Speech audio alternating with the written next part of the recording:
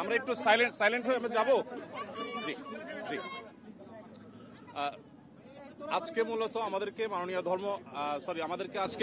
মাননীয় প্রধান উপদেষ্টা ডেকেছেন। তার ডাকে আজকে বিভিন্ন ধর্মের নেতৃত্বশীল ব্যক্তিবর্গ তারা এসেছেন এবং দেশের বিভিন্ন প্রান্ত থেকে সবাই আজকে সমবেত হয়েছেন। আমরা বাংলাদেশের মানুষ কেমন আছি, বিশেষ করে আমাদের অন্য ধর্মাবলম্বী যারা আছেন মুসলিম ছাড়া, তারা কেমন আছেন, তারা তাদের সেই অবস্থা ব্যক্ত করেছেন। তো আমরা লক্ষ্য করেছি যে এখানে আমাদের মধ্যে আলহামদুলিল্লাহ চমৎকার ধর্মীয় সম্প্রীতি বজায় আছে। সেটিকে সামনে আরো কিভাবে ভালোভাবে ধরে রাখা যায় সেজন্য আজকে আমরা কথা বলেছি, সবাই মন খুলে সবাই যার যার মতামত ব্যক্ত করেছেন। মাননীয় প্রধান উপদেষ্টা মহোদয় তিনি আমাদের কথাগুলো খুব মনোযোগ দিয়ে শুনেছেন এবং তিনি বলেছেন যে একটি সুন্দর সম্প্রীতির বাংলাদেশ, যে বাংলাদেশে কোনো ভয় থাকবে না, সেটি গড়বার জন্য তারা কাজ করছেন। এবং আমরা আমাদের জায়গা থেকে বলেছি যে এদেশের ওলামায়ে কেরাম, এদেশের ধর্মীয় নেতৃত্ব তারা তাদের জায়গা থেকে অত্যন্ত দায়িত্বশীল এবং দায়িত্বশীলতার কারণে কিন্তু আপনারা দেখেছেন যে আইনজীবী আলিফ হত্যাকাণ্ডের পরে সারা বাংলাদেশে মুসলমানরা অত্যন্ত ধৈর্য এবং সংযমের পরিচয় দিয়েছেন। বিগত সরকারের শেষের দিকে আপনারা দেখেছেন ফরিদপুরে 2 জন মসজিদের নির্মাণ শ্রমিককে অত্যন্ত নির্মমভাবে অন্য ধর্মাবলম্বীরা হত্যা করার পরও গোটা দেশের মুসলমানরা অত্যন্ত সংযমের পরিচয় দিয়েছেন। আমরা এটিকে যেমন সাধুবাদ জানিয়েছি, ঠিক তেমনিভাবে এটিকে ধরে রাখবার জন্য সংগ্রাম চালাচ্ছি। এখানে সিনিয়র বিভিন্ন ব্যক্তিবর্গ ছিলেন, জাতীয় মসজিদ বায়তুল মোকাররমের সম্মানিত খতিব ছিলেন, আন্দরকুল্লাহ শাহী মসজিদের খতিব সহ অন্যান্য ব্যক্তিবর্গ ছিলেন। প্রত্যেকেই একই সুরে কথা বলেছেন যে আমরা সম্প্রীতির বাংলাদেশ গড়ে তুলতে চাই। বাংলাদেশের মানুষ যেভাবে ধর্মীয় সম্প্রীতির উজ্জ্বল উদাহরণ তৈরি করেছে, এটা পৃথিবীতে আসলেই বিরল। কোনো প্রপাগান্ডায় যেন আমরা কেউ কোনোভাবে পা না দিই এবং আমরা যেন সবাই ঐক্যবদ্ধ থাকি, সেজন্য সবাই এখানে কথা বলেছেন। মুসলিমরা ছাড়াও অন্য ধর্মাবলম্বী যে সমস্ত নেতৃবর্গ ছিলেন তারাও কথা বলেছেন।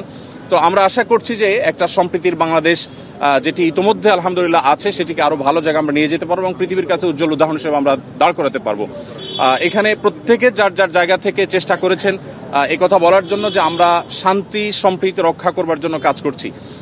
আমরা 5 আগস্টে লাইভে এসে প্রত্যেকে যার যার জায়গা থেকে আমরা সবাই কিন্তু মানুষকে সজাগ থাকার, সতর্ক থাকার এবং সংযমী থাকার, ধৈর্যশীল থাকার জন্য আমরা আহ্বান করেছি এবং আলিফ হত্যাকাণ্ডের পরও আমরা প্রত্যেকে যার যার জায়গা থেকে মানুষকে সংযমী থাকার আহ্বান করেছি। ইসলাম আমাদেরকে অন্য ধর্মাবলম্বীর ব্যাপারে যথেষ্ট দায়িত্বশীল আচরণ করতে বলে। আমাদের প্রিয় নবী সাল্লাল্লাহু আলাইহি সাল্লাম আমাদেরকে মানুষ হিসাবে অন্য ধর্মাবলম্বীদেরকে মর্যাদা দিতে শিখিয়েছে এবং সেই শিক্ষা ধারণ করবার কারণে বাংলাদেশের মানুষের মধ্যে সাম্প্রদায়িক সম্প্রীতি তৈরি হয়েছে। আমরা আমাদের আশেপাশের বিভিন্ন জায়গা থেকে সাম্প্রদায়িক সম্প্রীতির যে নাসিহা শুনে থাকি, উপদেশ শুনে থাকি, সেই সমস্ত জায়গায় যখন দেখি যে সংখ্যালঘুরা নির্যাতিত হচ্ছে, আঘাতপ্রাপ্ত হচ্ছে এবং দলে দলে তাদের উপাসনাগুলো ভাঙা হচ্ছে, আমার মনে হয় সেই জায়গাটাতে আমাদের মনোযোগ দেওয়া দরকার। আমাদের দেশে সংখ্যালঘু ভাইরা তারা নিরাপদ আছেন, আজ নিরাপদ থাকবেন, তাদেরকে নিরাপদ রাখবার জন্য আমাদের সরকার যেমন কাজ করছে, ধর্মীয় নেতৃত্ব তারা তাদের জায়গা থেকে কাজ করছেন। তো আমরা মূলত এই বার্তাটা মাননীয় প্রধান উপদেষ্টা মহোদয়কে আমরা দেওয়ার চেষ্টা করেছি যে আমাদের জায়গা থেকে আমরা ঐক্যবদ্ধ আছি, ঐক্যবদ্ধ আমরা থাকবো। আমাদের হিন্দু, মুসলিম, খ্রিস্টান, বৌদ্ধ সবাই ভাই ভাই হয়ে আমরা এই মাটিতে আমাদের প্রিয় দেশকে এগিয়ে নিয়ে যেতে চাই। সেই জায়গা থেকে আমাদের মধ্যে কোনো প্রকার ফাটল নেই, আমাদের মধ্যে কোনো বিভেদ নেই। বিভেদ এবং ফাটল যারা দেখাবার চেষ্টা করছে তাদের সে মিথ্যা প্রপাগান্ডা যেন বিশ্ববাসী বিভ্রান্ত না হয়, আমাদের দেশে মানুষ যেন বিভ্রান্ত না হয়, আমরা সে বার্তাটি মূলত আজকে দেওয়ার চেষ্টা করছি। ধন্যবাদ।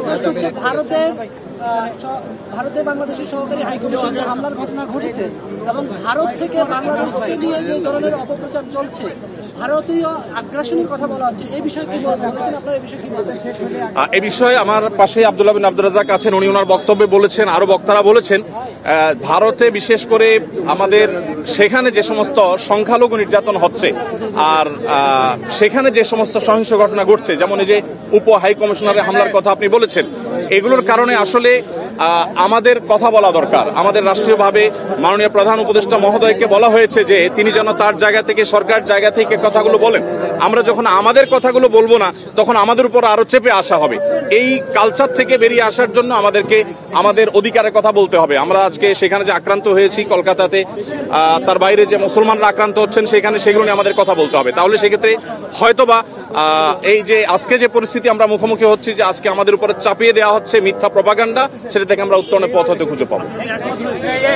জি, কোনো প্রশ্ন নাই।